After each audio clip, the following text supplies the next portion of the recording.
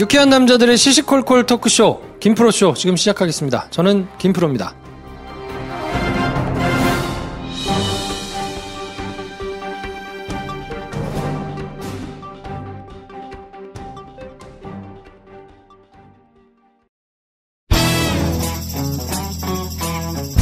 서초동 감식반장 김프로.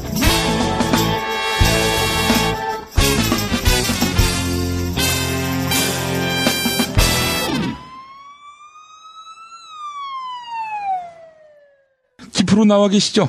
네, 안녕하세요. 김프로입니다. 네, 우리 애청자분들이 이 시사평론계의 펠레인데 우리 김프로가 22일 홍준표 재판 대법원 판결 어떻게 나올지 예측 좀 해달라는 그런 요청이 있었습니다. 제가 예측을 하면 제 예측과 반대로 결과들이 나오기 때문에.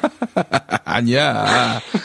이번엔 맞출 차례가 됐어. 아, 그런가요? 좀 부담스러운데 22일 날 이제 대법원 선고가 나오는데 글쎄요. 이게 이제 대법원 선고는 법률심이기 때문에 사실관계가 어떻게 변화됐느냐, 뭐 아주 천지가 개벽할 아니면 완전히 새로운 팩트가 나오지 않는 이상은 적용된 법률이 별 문제가 없냐, 뭐 이런 것만 다루는 법률심이거든요. 그렇죠. 근데 지금까지 진행된 걸로 봐서는 완전히 새로운 것이 나왔느냐, 그거는 잘 모르겠어요. 좀 살펴보긴 해야 될 텐데 어차피 22일이면 시간이 좀 있으니까 오늘 이제 인상비평 쪽으로 얘기를 하자 그러면 그냥 2심 결과 그대로 확정이 될 가능성이 높지 않겠냐. 그러니까 이제 홍준표 무죄 이렇게.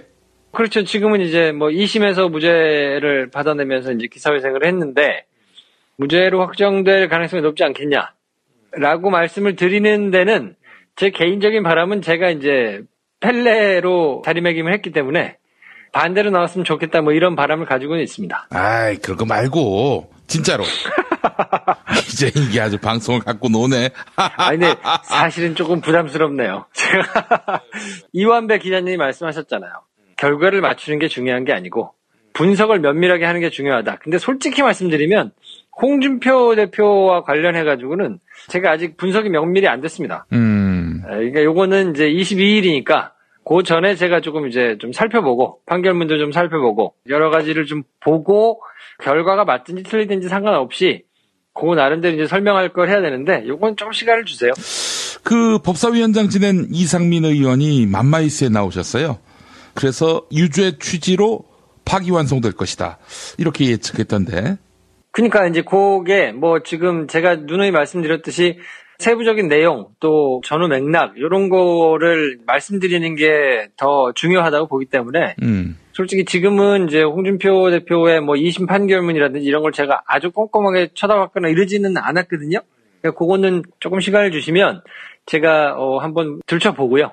그 다음에 이제 말씀 좀 드리겠습니다. 그 말씀은 아마 23일쯤 할 것 같습니다.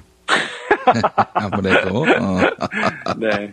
지난번에 뭐 틀렸다고 너무 트라우마에 빠져 있는 것 같아요. 그러니까요. 이게 어쩌다가 얻어 걸려가지고 이제 여러 개를 맞췄는데 이제 제 민낯이 드러나는 것 같아가지고 살짝 제 부담스러운 면이 있습니다. 하차할 때가 되지 않았나 뭐 이런 생각을 하면서. 아, 참. 알겠습니다. 자, 오늘 어떤 얘기 해볼까요? 오늘은 김기춘, 조윤선 두 분에 대한 이제 결심 공판이 진행됐으니까 이 얘기를 초반에 잠깐 하고 그리고 이제 SBS에서 보도를 했는데 군 기무사가 적폐청산 수사를 방해하고 있다 뭐 이런 의혹을 이제 세게 제기했거든요.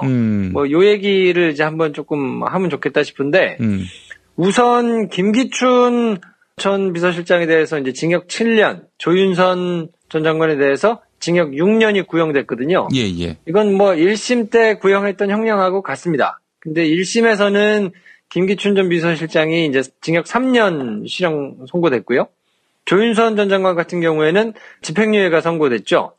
블랙리스트 관련해가지고는 무죄가 나왔고, 국회 나와서 위증했던 거와 관련해서는 이제 유죄가 인정이 되면서 집행유예가 나왔는데, 여러 차례 말씀드렸다시피 조윤선 전 장관의 같은 경우에는 그 이후에 이제 추가로 진술도 바뀌고 자료도 더 발견되고 했기 때문에 실형이 불가피하지 않겠나 싶은 생각이 좀 들고, 다만 이제 김기춘 전 비서실장 같은 경우에는 이 형량이 더 올라갈 거냐, 뭐 이거는 상황을 아직은 조금 더 지켜봐야 될 상황 같고요. 특검이 메릴 스트립 트럼프가 발언했던 것을 인용해가지고 이제 결심 공판한테 얘기를 했거든요. 헐리우드에는 아웃사이더와 외국인이 넘쳐나는데 이 사람들을 다 쫓아내면 미식 축구하고 이종격 투기밖에 볼 게 없다. 권력자가 지위를 이용해가지고 다른 사람을 괴롭히면 우리 모두가 다 패배한다. 특검이 그러면서 얘기하는 게 공산주의자들하고 싸운다는 명분을 내걸고 공산주의자들이 하는 거하고 똑같은 짓을 저질렀기 때문에 죄가 매우 중하다. 그러니까 7년, 6년 이렇게 형을 선고해 주십시오 하고 구형을 했거든요. 예. 근데 결심 공판이니까 이제 뭐 최후 변론도 하고 이제 했을 거 아닙니까? 김기춘, 조윤선 두 분이 이제 법정에서 마지막 발언을 했는데 요게 이제 심심치 않게 소개가 되면서 이제 기사들이 나오고 있어요. 근데 두 사람이 했던 발언으로 두 분의 속마음을 한번 좀 해석을 해보면 어떨까 싶은 생각이 좀 들어요. 예. 일단 김기춘 전 비서실장 같은 경우에 뭐라고 얘기를 했냐면 자유민주주의 수호를 위해서 직무를 수행하다가 이 벌어진 일인데 경위를 불문하고 어쨌든 책임을 통감한다. 고통받은 분들한테 사죄를 드리고 저한테 책임을 물어주시고 다른 사람들한테는 관용을 좀 베풀어주시라. 그리고 제가 이제 고령이고 환자인데 남은 소망이 있다면 늙은 아내하고 식물인간이 된 아들의 손을 잡아주도록 좀 관대한 판결을 해주시라. 라고 이제 얘기를 했거든요. 얘기가 쭉 긴데 이 얘기의 핵심 뜻은 뭐냐면 여전히 나는 잘못하지 않았다는 거예요. 왜냐면 자유민주주의 수호를 위해서 직무를 수행하다가 벌어진 일이다 라고 지금 얘기한 거의 뜻은 뭐냐면 내가 해야 될 일을 제대로 했는데 지금 어쨌든 정권도 바뀌고 뭐 이래가지고 조금 억울한 면이 있는데 지금 당하고 있으니까 경위를 불문하고 책임을 통감한다. 내가 그 자리에 있었으니까 어쨌든 뭐 모르겠고 뭐 잘못했다 하니까 뭐 인정을 하겠는데 봐달라. 내가 나이도 많고 사정이 딱하니까 적당히 좀 잘 해주시라라고 지금 얘기를 한 거거든요. 근데 만약에 본인이 진심으로 자기가 했던 일에 대해서 조금 뉘우치고 있다면 어떤 식으로 얘기가 나왔을 거냐면 자유민주주의에 대해서 내가 이해가 짧았다. 혹은 자유민주주의를 수호하는 거에 대해서 내가 잘못 생각했다. 그래서 죄송하다. 이렇게 얘기가 나왔어야 맞거든요. 왜냐하면 민주주의라는 것 자체가 다른 사람한테 위해를 가하지 않는 범위 내에서 있는 다른 의견, 이견 이런 것들을 서로 인정하고 대화 토론을 통해 가지고 정반합을 만들어가는 절차가 자유민주주의잖아요. 그러니까 자유민주주의를 수호한다는 것은 나와 다른 상대방이 있다는 걸 인정하고 그것을 다른 공권력이나 힘을 통해 가지고 억누르거나 싹을 잘라버리거나 이러지 않고 최대한 하여튼 공생하면서 합리적으로 모든 사람이 인정할 만한 룰에 의해서 진행하는 것이 자유민주주의거든요. 근데 이 자유민주주의를 수호하기 위해 가지고 내가 불법적인 걸로 막 사람들을 공권력을 동원해서 밥줄을 자르고 활동을 못하게 하고 억울한 누명을 씌우고 뭐 이런 걸 했다는 거니까 자유민주주의를 수호하기 위해서 내가 직무를 했다는 거는 사실 앞뒤가 안 맞는 논리적으로 말이 성립이 안 되는 얘기거든요. 그런 얘기에 누가 귀를 기울여야 돼요? 그게 말도 안 되는 얘기지. 그러니까요. 그럼에도 불구하고 본인이 이제 이런 식으로 얘기를 한다는 거는 나는 어쨌든 잘못한 게 없고 어찌됐든 모르겠는데 죄송하니까 그리고 이제 내가 나이도 많고 우리 아들이 좀 아프기도 하고 뭐 이러니까 최대한 하여튼 좀 봐주세요라고 동정론을 지금 불러일으키는 발언을 한 거라서 아니 기왕이면 내가 김씨니까 좀 봐달라. 이게 낫겠네 차라리. 어? 내가 씨발 머리카락이 별로 없으니까 좀 봐달라. 뭐 이런 걸로 가면 차라리 낫겠네. 어? 그러면 이 양반이 지금 제정신이 아니구나. 이런 어떤 동정심을 불러일으켜서 그렇게 해서 풀어줄 여지가 있잖아요. 자도 않는 논리를 앞세워가지고 말이죠. 이게 과연 공감을 얻을 수 있겠는가 하는 생각이 드는 거죠.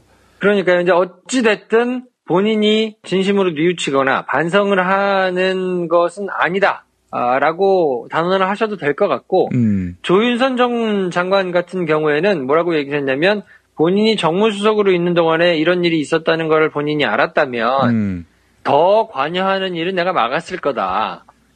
하늘이 허용을 해준다면 내가 재직하던 당시로 돌아가서 그 순간을 좀 바로잡고 싶다. 라고 이제 얘기를 했단 말이에요. 예. 이것의 속뜻은 뭐냐면 본인과 본인 조직이 했던 일, 그러니까 블랙리스트를 만들어가지고 뭐 이렇게 정상적인 활동을 하지 못하도록 했다는 거에 대한 것은 잘못됐다라는 거는 사실 인정을 한 거예요.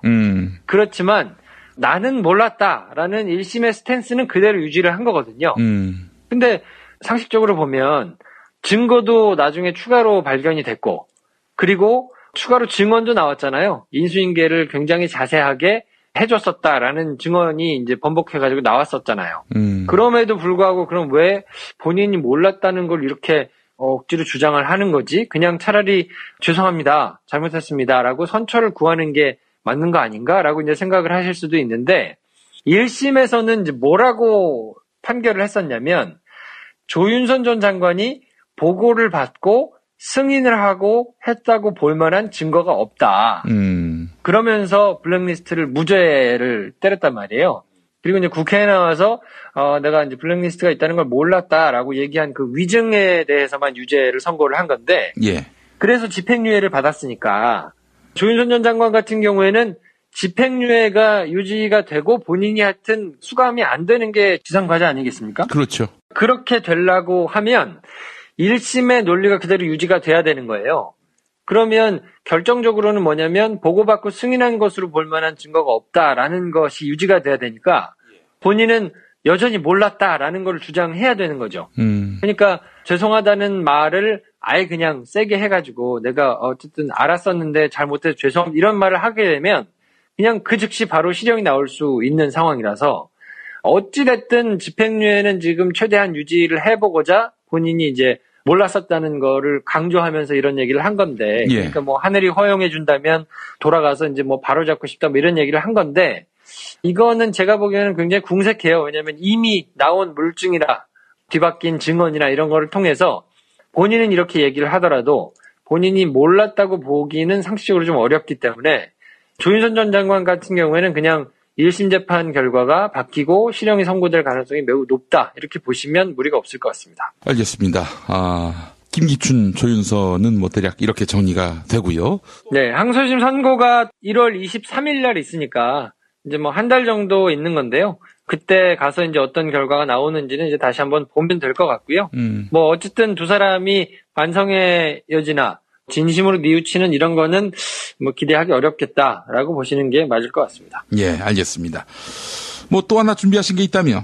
지금 뭐 SBS가 무려 세 꼭지나 할애를 해가지고 톱으로 보도를 한 게 기무사가 국방부 TF를 감청했다. 그래서 이 압수수색이 올 거라는 거를 알고 국방부 TF의 적폐청산 수사를 방해했다, 뭐 이런 이제 의혹을 세게 제기했거든요. 수사를 지금 받고 있는데 국군 기무사가 국방부 TF를 감청해가지고 압수수색에 나올 뭐 이런 것들을 다 알고 그거에 대해서 이제 대비를 했다는 게, 컴퓨터를 압수수색해가지고 가져가서 그 안에 있는 것들을 자료를 조사하는 과정에서 이제 나왔다는 거거든요. 예. 2013년에도 국방부 사이버사령부 댓글 공작 수사가 있었는데 그때도 압수수색 정보가 사전에 누설이 된 적이 한 번 있었거든요.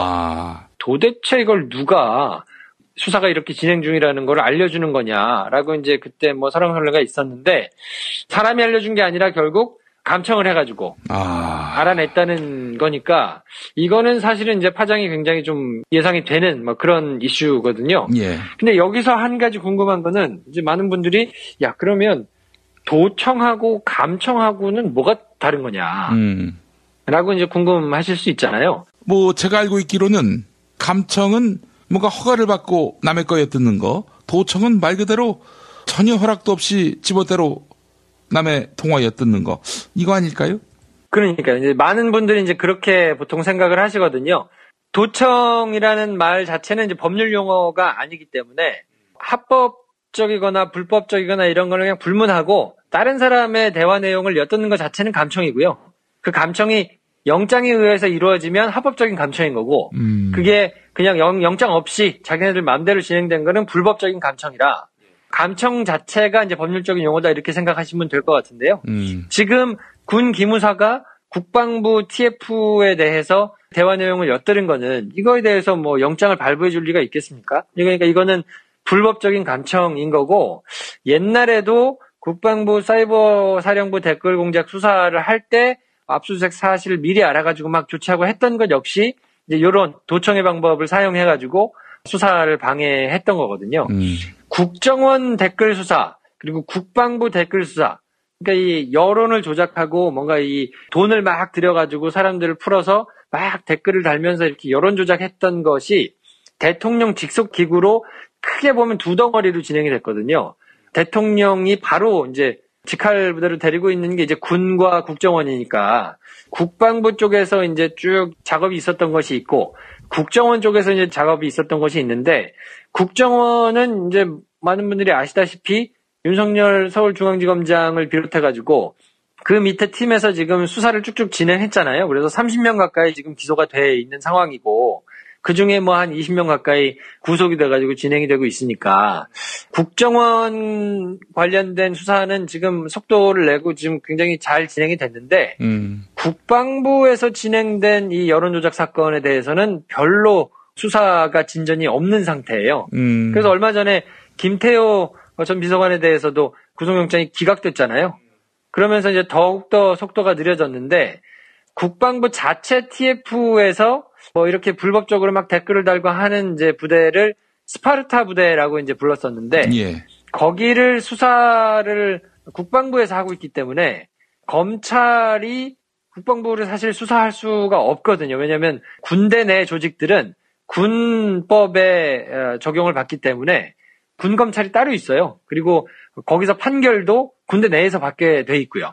그러니까 기무사가 지금 지속적으로 국방부에서 수사하는 것을 지금 방해를 해왔기 때문에 지난 10월에는 자체적으로 조사를 해가지고 송영무 장관한테 어떻게 보고를 했냐면 별 문제가 없다. 이런 내용을 이제 기무사가 보고를 이제 했었거든요. 예, 예. 근데 이제 그 일반 사회로 보면 기무사는 국정원에 해당하니까 국방부 TF가 쭉 조사를 해보니까 문제가 있어요. 그래서 문제가 있다라고 이제 번복하는 보고를 하기도 하고 막 이랬거든요. 예. 그러니까 군대 내에서도 자기들이 했던 치부, 자기들이 했던 불합리하거나 잘못된 일들이 드러나는 것을 최대한 하여튼 덮기 위해서 바깥으로 보면 국정원에 해당하는 기무사에서 온갖 불법적인 방법을 동원해가지고 수사를 망가뜨리고 방해하려는 공작들이 지금껏 있어 왔고, 뭐 정권이 바뀌고 세상이 바뀐 지금까지도 그것이 계속 진행되고 있다. 이렇게 이제 생각을 하시면 될 것 같은데, 그래서 지금 같은 상황 때문에 전시가 아니고 평시에는 군대 내에서 잘못한 것도 일반 법정, 또 일반 검찰에서 수사를 해야 되는 거 아니냐, 그렇게 제도와 시스템을 바꿔야 되는 거 아니냐 하는 문제제기는 오래전부터 계속 있었습니다. 근데 지금 이제 법 체계상 그렇게 되지는 않고 군대 내에서 이루어진 것들은 군검찰과 군법원에서 수사와 재판이 진행되도록 돼 있기 때문에 지금 당장 그게 바뀔 수는 없습니다만 민간 합동으로 수사가 좀 전환돼야 되는 거 아니냐 이런 이제 의견이 나오기 시작했고요. 이게 기무사에서 불법적인 감청, 도청으로 수사를 방해하고 적폐청산의 의지를 지금 가로막고 있었던 거니까 이게 여론의 힘을 좀 받으면 앞서 말씀드린 평시에는 나쁜 짓을 한 사람들에 대해서 제대로 된 수사와 재판이 진행될 수 있는 제도적인 기틀이 마련되는 것까지 굉장히 좀 사건이 커질 수도 있거든요. 그러니까 저는 개인적으로 이제 그렇게 됐으면 하는 바람이 조금 있는데, 요거는 다른 언론들이 이제 어떻게 받아쓰느냐, 그리고 이제 추후에 새로 어떤 사실들이 더 드러나느냐에 따라서 여론의 움직이는 거에 따라서 이제 뭐 일이 진행될 테니까 요거는 아무튼 조금 예의주시하면서 지켜보시면 좋을 것 같습니다. 이건 뭐 나라가 아니었네요. 한마디로 얘기해서. 기무사가 국방부 TF를 감청하고 말이죠. 이게 마치 반민특위를 무력화시켰던 이승만 정권을 보는 것 같은 느낌도 들고 말이죠. 정부 자체가 일단 피의자였기 때문에 이런 일들이 비일비재했다는 점. 네. 뭐 사실 이런 것들이 누적돼서 촛불혁명이 일어난 거 아니겠어요? 그렇죠. 하여간 이런 그 국기문란 사건에 대해서 엄단이 있어야 될 것입니다. 예. 자, 김프로 수고하셨습니다. 네, 내일 뵙겠습니다. 서초동 감식반장 김프로.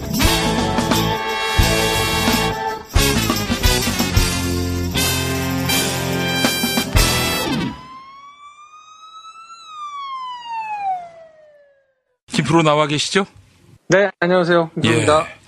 거의 제왕적 차관이었던 사람이 박영준 씨로 기억되는데 또 다른 인물이 있죠. 차관이라서 말이죠. 해임결의 한도 낼 수 없고 말이죠. 그런 허점을 악용해서 국가보훈처를 거의 사조직화했던 박승춘 전 처장.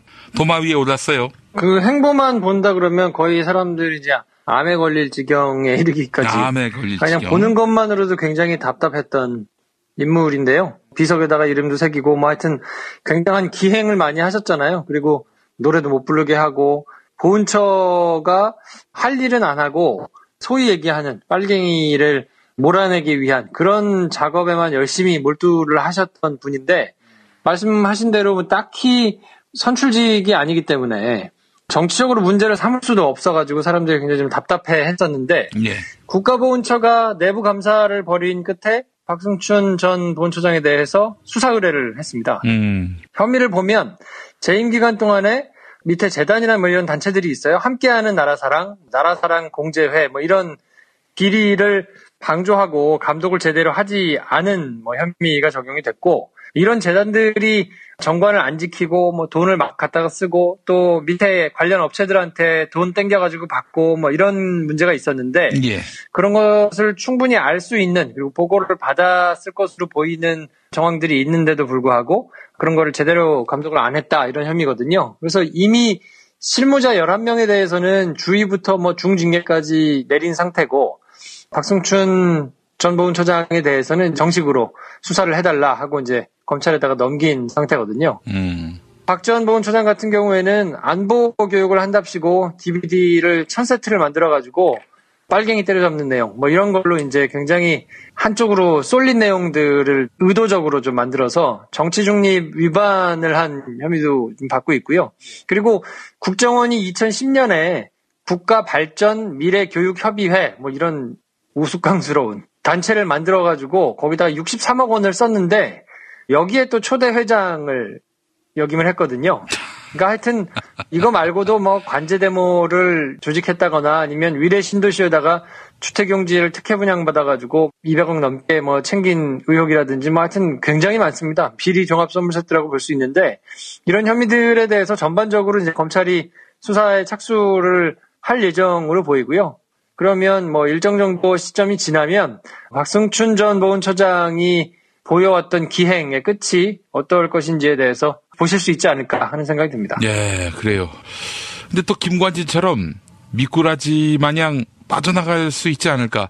결국에는 아니 네가 책임자인데 왜 이런 사태가 벌어질 때까지 손 놓고 있었어? 라는 질책 정도로는 구속은 어렵지 않지 않습니까? 직무유기 혐의가 이제 가장 전면에 올라와 있는 혐의인데 말씀을 드렸던 대로 이거는 돈과 관련돼 있지 않으면 실형이 선고된다거나 아주 무겁게 처벌을 한다거나 기소가 뭐 자주 된다거나 이런 혐의는 아니기는 한데요. 이거는 이제 보훈처 내부에서 감사를 한 결과라는 데 조금 주목을 해야 되거든요. 왜냐하면 수사를 해가지고 강제적으로 여러 가지 뭐 계좌도 압수수색을 해가지고 살펴보고 뭐 통화 내역도 살펴보고 여러 가지 사람들을 불러다가 증언을 받고 이래가지고 증거를 확보해서 나온 수사 결과가 아니고 이건 그냥 감사 결과니까 감사라는 거는 본인이 자발적으로 내는 자료를 모아다가 이제 보면서 물어보기도 하고 이렇게 하는 거라서 예. 아무래도 강제 수사하고는 차이가 조금 있고요.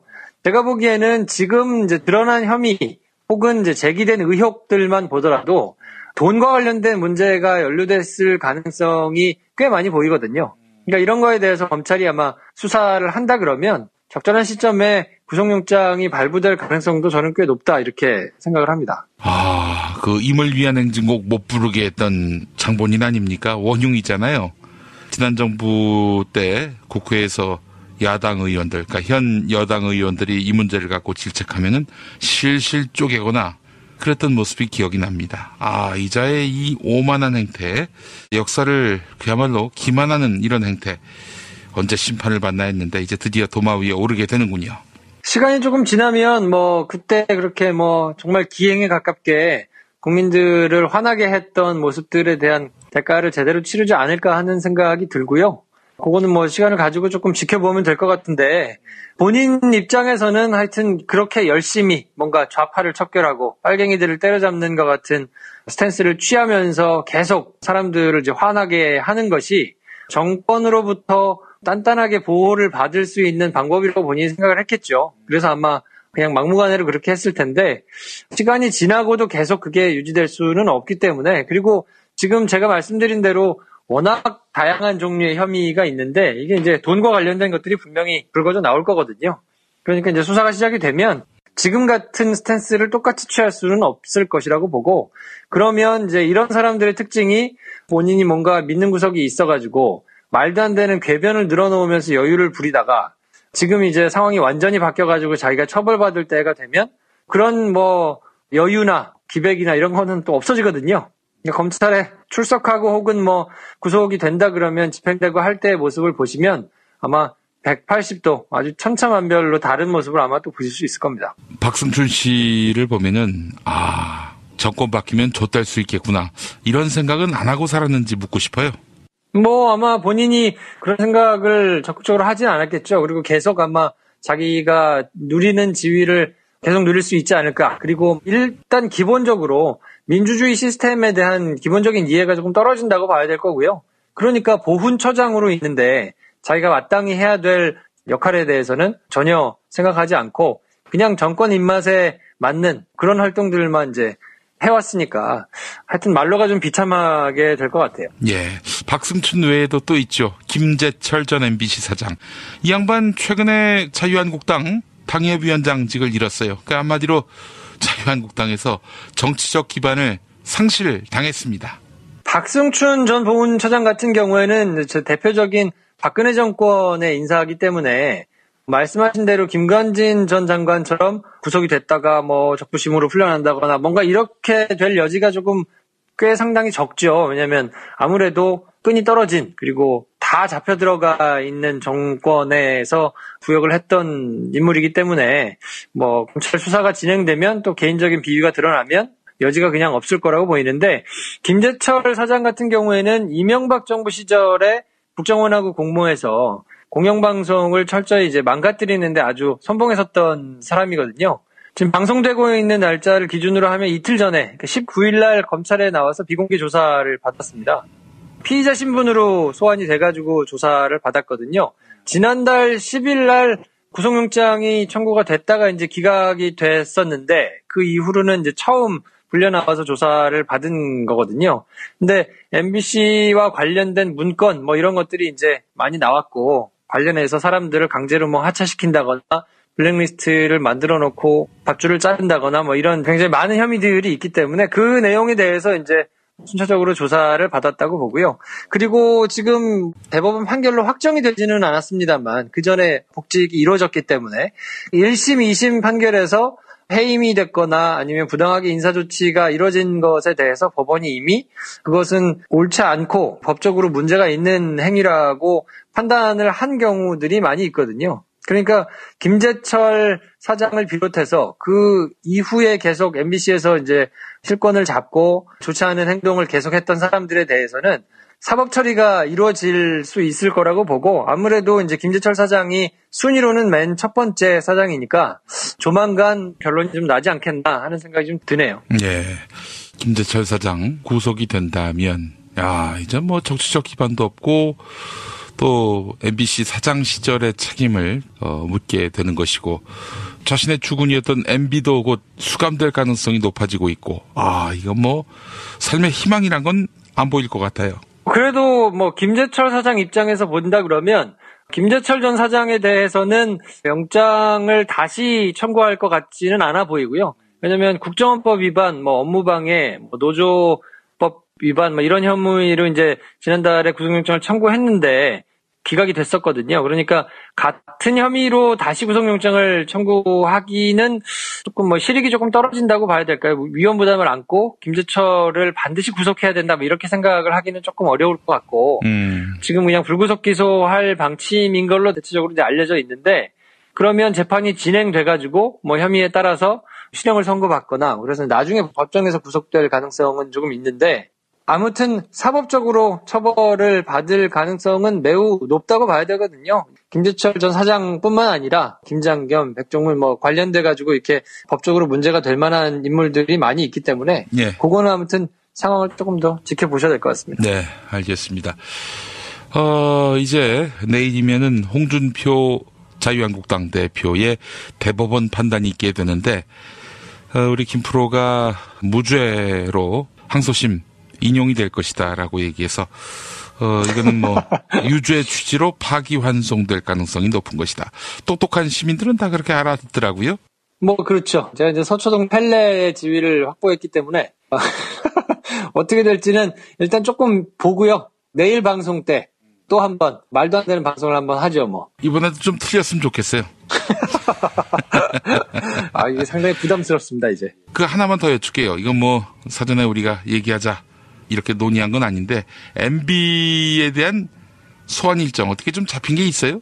글쎄요, 뭐, MB와 관련해가지고는 뭐, 세부적인 사항을 뭐, 물어보고 막 이럴 수는 없는 위치잖아요. 제가 그래서도 안 되고요. 그러니까, 개괄적인 흐름 돌아가는 분위기 정도 이제 뭐, 이렇게 보거나 뭐 이런 정도인데, 글쎄요, 그 MB와 관련해가지고는 MB 쪽도 지금 생각이 많은 것 같아요. 생일 파티도 하고 뭐, 아름아름 모여가지고 대책도 세우고 뭐, 이렇게 하는 것 같은데, 검찰이 뭐, 누누이 말씀드렸듯이 여러 번 부르거나, 아니면 여러 혐의로 막 이렇게 지지부진하게 수사를 하기는 좀 어렵고, 수사가 진행이 된다 그러면 공개적으로 소환을 하는 시기쯤에는 모든 것이 좀 갖춰진 상황에서 쫙 불러야 되거든요. 네. 그러니까 한동안은 그냥 검찰이 왜 이렇게 아무것도 안 하나 싶을 정도로 조용하게 그냥 자명을 할 가능성이 높아 보이고요.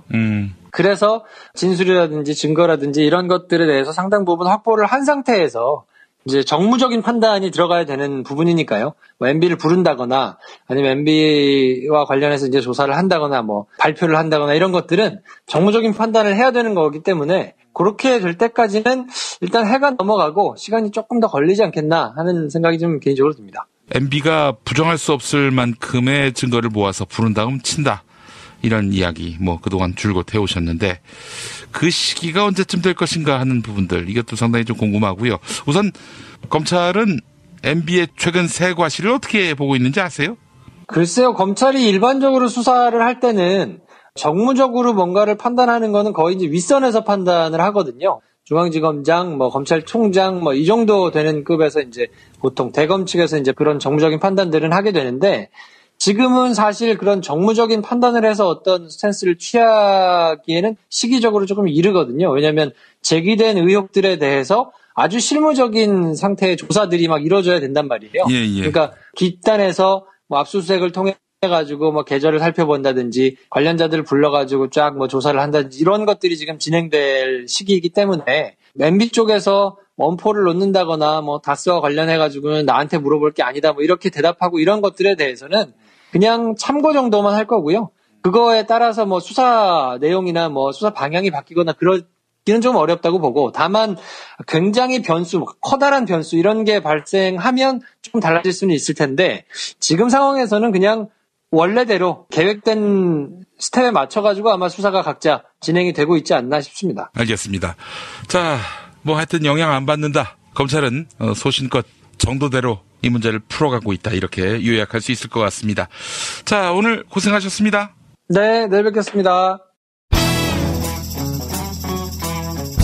서초동 감식반장 김프로.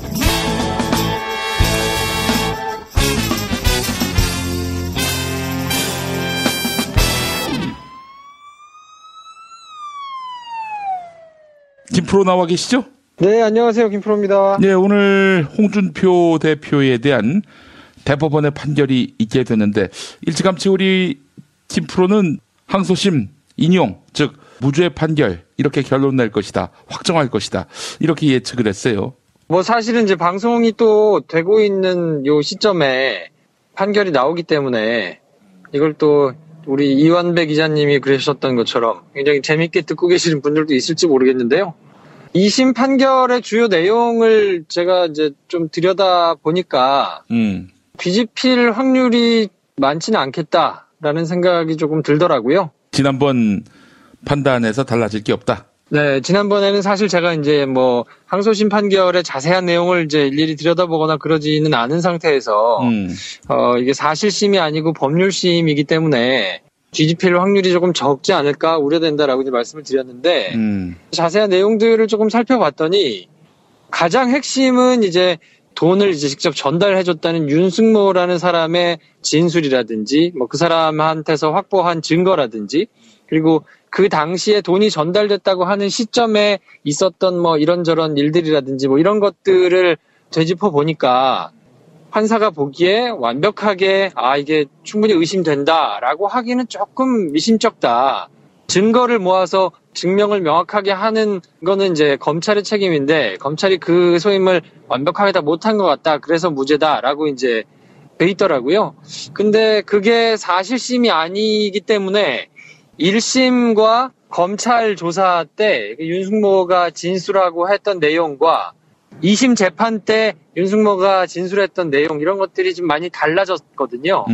그리고 뭐 결정적으로 윤승모의 휴대폰을 전부 다 압수해가지고 이렇게 증거로 제출을 하지 못한 부분이 또 좀 있고 돈이 전달됐다고 하는 이제 시점, 그 시점을 이제 검찰이 특정해가지고 공소사실에다가 이제 집어넣었는데 그 시기에 국회의원 회관에서 전달을 했다는 거거든요. 검찰이 이제 주장했다는 것은. 예. 근데 그 시기에 국회의원 회관에서 이제 공사가 있었어가지고 그 공사 시점을 얘기하지 않았다거나 뭐 공사 시점에 지나갔다는 통로나 뭐 이런 것이 좀 불편했거나 그쪽으로 못 갔을 텐데 그런 게 얘기가 안 된 걸로 봐서는 이게 조금 여지가 좀 있는 거 아니냐라고 이제 봤더라고요. 근데 그런 것들은 사실 이제 증거가 얼마나 촘촘하게 모아졌고 증거 능력이 얼마나 촘촘하게 있느냐를 다루는 사실심의 내용이기 때문에 이것이 그냥 대법원에서 뒤집어지기는 조금 어려운 거 아니냐 하는 개인적인 인상을 조금 받았고요. 물론 이제 뭐 재판이라는 게 법관들이 판단을 이제 하는 거고 법관도 역시 사람이기 때문에 증거의 능력을 어떻게 볼 거냐에 대해서 다툼의 여지가 있을 수는 있고 제가 말씀드린 게 이제 틀릴 수도 있는데 홍준표 대표에 대해서는 그냥 지금대로 갈 가능성이 조금 있어 보이고 오히려 제가 보기에는 이완구 전 국무총리의 판결이 거기도 2심에서 무죄가 나왔었거든요. 근데 그 판결이 오히려 뒤집어질 가능성이 있는 거 아니냐 싶은 생각이 좀 들더라고요. 이완구가 2심에서 무죄였죠?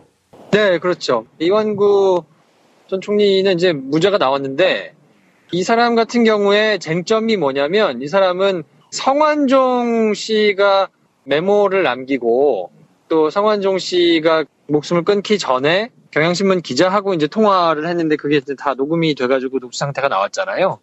그러니까 그 성완종 씨가 남겨놓은 것들이 증거의 능력이 있느냐 그걸 가지고 이제 조금 다퉜는데 조금 어려운 말로 하면 이제 특신 상태라고 해가지고 특별히 신빙할 수 있는 상태일 것이냐를 놓고 이제 다퉜는데 그게 2심에서는 이제 증거 능력을 인정하기가 부족하다 뭐 이렇게 해가지고 오히려 대법원에서의 쟁점이 성완종이라는 사람이 자살하기 전에 썼던 메모 또 자살하기 전에 했던 통화 이런 것들이 증거로 충분히 인정이 될 수 있느냐 하는 부분이란 말이에요. 근데 홍준표 대표 재판의 경우에는 그 성완종 씨가 얘기했던 것이 증거 능력이 뭐 그거를 인정하는 거는 특별하게 무리가 없다라고 지금 판단이 됐거든요.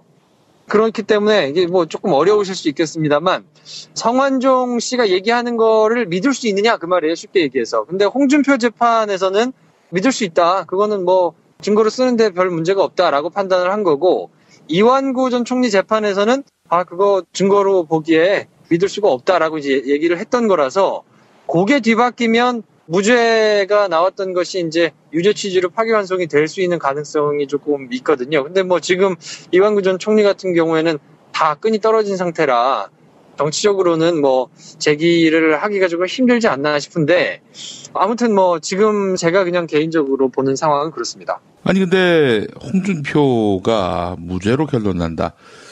어때요? 그 엄밀히 보기에는 이거 봐주기 아닙니까? 검찰도 봐줬고 법원도 당연히 봐줬고 세트 플레이인 것 같아요. 엄밀히 말씀드리면 당시에 수사가 박근혜 정권 하에서 진행이 됐던 거기 때문에 개별 검사 단위에서 제대로 수사를 해봐야 되겠다라고 의지를 가지고 수사를 했다고 하더라도 전체적인 차원에서 정권에 뭔가 이렇게 크게 누가 된다거나 부담이 되는 수사였던 건 분명하거든요. 그러니까 검찰 입장에서는 지금 검찰이 수사하는 것처럼 빡빡하게 조사하기가 조금 힘들었을 거예요. 그리고 아마 1심에서는 유죄가 나오더라도 2심에서 촘촘하게 저쪽에서 이제 반박을 하고 증거를 내밀고 반론을 제기하면 깨질 수도 있겠다라는 생각을 아마 하지 않았을까 싶어요. 왜냐하면 그때 당시에 여러 가지 정황이라든지 날짜를 특정하는 것, 또 장소를 특정하는 것, 그리고 그 당시에 증거를 이렇게 수집하는 건데, 뭐 휴대폰을 전부 다 압수하지 못했던 거, 뭐 이런 것들을 보면 검찰 차원에서 대단히 의지를 가지고 수사를 못하지 않았나 싶은 생각이 조금 들고요. 법리적으로 보자면 검찰이 모아온 증거들을 가지고 판단을 하게 되는 부분이라서 이거는 법원이 작정하고 홍준표를 봐준 것이냐라고 보기에는 검찰이 너무 듬성듬성 수사를 진행한 것 같다라는 생각이 조금 많이 들어요. 그러니까 지금 같은 상황에서 법원이 홍준표 유죄를 그러면 쓸 수 있겠느냐. 근데 그렇게 쓰는 것이 그러면 올바른 것이냐라고 볼 때 그거에 동의를 선뜻 못 하겠더라고요. 그러니까 결국은 의지를 갖지 않았던 검찰의 엄벙덤벙한 수사 때문에 결국에는 성완종 씨가 목숨을 끊으면서까지 자기가 진술했던, 그러니까 본인이 거짓말을 하고 억하심정으로 누군가를 뭐 주저앉히려고 목숨을 끊으면서 그런 거를 썼다고 보기가 사실 상식적으로는 좀 어렵잖아요. 그래서 사실은 자살로 한 증언에 대해서는 상당한 증거 능력을 부여하지 않습니까? 뭐 이번 그 홍준표 대표 재판에서도 성완종 씨 진술과 관련해가지고는 딱히 뭐 다퉈보거나 판단을 깊이 하지 않았어요. 그거는 증거 능력으로 쓰는데 별 무리 없다라고 그냥 판단을 했거든요. 그리고 만약에 성완종 씨가 억하심정으로 누군가를 모함하기 위해서 그런 진술을 했다 그러면 그 밑에 검찰이 추가로 조사했는데 정황이 안 나왔겠죠. 돈을 전달한 사람이라든지 뭐 전달한 시기라든지 액수라든지 이런 것들이 특정이 잘 안 됐을 거예요. 근데 홍준표에 대해서 당대표 선거가 나갈 때 1억을 줬다라고 진술을 했는데 그 액수는 변함이 없고 그 액수가 전달된 시점과 장소와 방법 이런 것들이 약간씩 논쟁의 여지가 있어가지고 결국은 그게 촘촘하지 않다라면서 무죄가 2심에서는 나왔단 말이에요. 2심에서 또 윤석열 씨가 자기가 했던 진술을 좀 적극적으로 반박했다기보다는 내가 뭐 그때 생각이 안 나가지고 조금 잘못 얘기한 것 같은데요 라고 얘기하면서 전체적으로는 좀 발을 뺐단 말이에요. 그러다 보니까 윤석열 씨도 결국에는 무죄를 받았고 본인이 무죄를 받기 위해서는 홍준표 대표가 유죄가 나오면 안 되는 뭐 이런 상황도 있었기 때문에 제가 보기에는 이제 그 부분에 대해서 본인이 무죄를 받기 위해서 홍준표 대표 거에 대해서 뭐 진술을 조금 바꾼 것이 근데 어쨌든 그것도 이제 사실심의 영역이란 말이에요. 그러니까 하여튼 뭐 전반적으로 말이 좀 길어졌습니다만 검찰의 책임이 법원보다는 조금 더 큰 거 아닌가 하는 생각이 좀 들어요. 예. 법원으로서도 안도의 한숨을 쉬지 않았을까. 그래, 너무 빡세게 수사를 하면은 우리가 판단하기 곤란하잖아. 이렇게 부실하게 해주니 얼마나 고마워. 이러지 않았을까 하는 생각도 들고 말이죠. 그 당시에는 뭐 전반적으로 분위기가 정권에서 진행하고 있는 것에 그렇게 전면적으로 각을 떠가지고 판단을 하거나 그러지는 않았단 말이에요. 그러니까 그렇게 보는 것도 뭐 크게 무리는 없을 텐데 뭐 어찌됐든 간에 구조 자체가 그렇게 되어 있어서 범죄 사실을 밝혀내가지고 그것에 대해서 증명을 하는 것은 검찰의 역할이 맞거든요. 그러니까 그거를 제대로 하지 못했을 때 결국은 전부가 다 불행해질 수 있다라는 거를 아주 여실히 보여준 사건이 아닌가 싶고 홍준표 대표는 만약에 무죄가 선고되면 굉장히 기뻐하면서 으름장을 놓겠죠. 그렇지만 이번 정부의 욕을 만약에 할 수 있을까? 왜냐면 그게 이제 박근혜 정부 때 이루어진 수사였단 말이에요. 뭐 거기서 야당이 무슨 역할을 할 수 있는 거는 사실상 없잖아요. 근데 만약에 이 상황에서 이제 무죄가 확정된다 그러면 그럼에도 불구하고 뭔가 새로운 꼬투리를 잡아가지고 문재인 정부 욕을 할 가능성이 있을 텐데 과연 무슨 논리를 만들어가지고 문재인 정부의 욕을 할 것인가 뭐 이런 게 조금 궁금하기는 하고 만에 하나 제가 예측했던 거하고 전혀 다르게 뒤집어져가지고 파기환송이 된다 그러면 그럼 분명히 이제 법원도 정권이 바뀌니까 정치적으로 한다 그러면서 방방 뜨기는 할 거예요.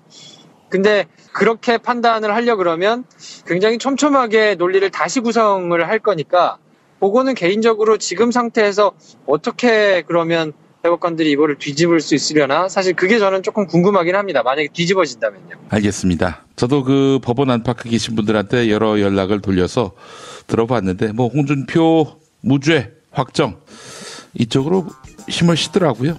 아, 그렇습니까? 이런 와중에 홍준표 유죄 취지 파기완성된다면 모든 책임은 바로 김프로에게 있음을 다시 한번 말씀을 드립니다. 아, 그렇죠. 제가 서초동 펠레이기 때문에 예. 제가 이렇게 길게 설명을 했는데 파기완성이 된다 그러면 뭐 모든 비난은 제가 안고 가겠습니다만 아이고. 개인적으로는 그렇게 됐으면 좋겠네요. 예, 그래요. 하여간 뭐 마지막 남은 희망은 김프로가 무죄 확정이라고 했다는 점 이거밖에 없네요. 그렇죠. 자, 김프로 수고하셨고 월요일은 특집 방송 때문에 하루 쉬고 화요일에 뵙겠습니다. 네, 화요일에 뵙겠습니다. 메리 크리스마스. 네, 미리 크리스마스.